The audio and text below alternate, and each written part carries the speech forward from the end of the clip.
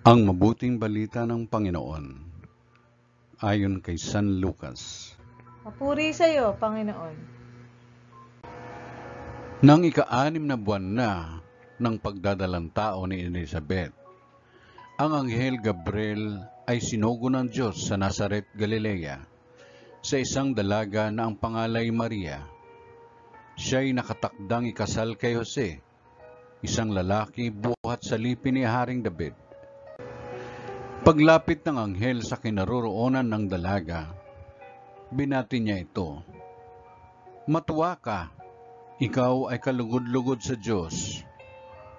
Wika niya, "Sumasa iyo ang Panginoon."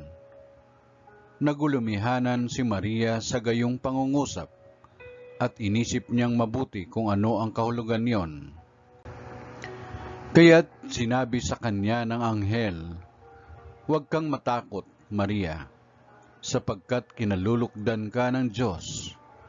Makinig ka, ikaw ay maglilihi at manganganak ng isang lalaki, at siya'y tatawagin mong Jesus.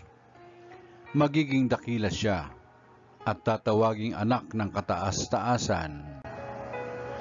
Ibibigay sa kanya ng Panginoong Diyos ang trono ng kanyang amang si David.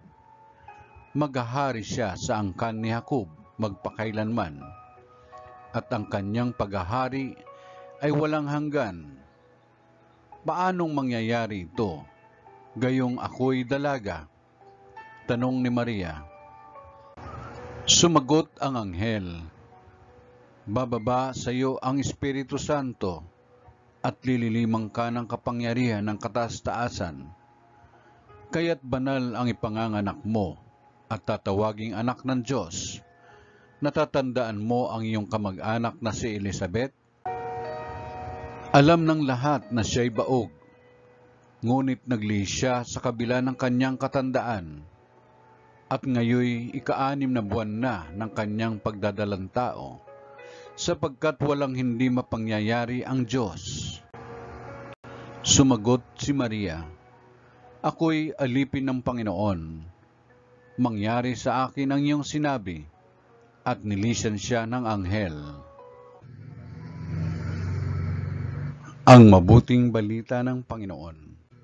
Pinupuri ka namin, Panginoong Jesucristo.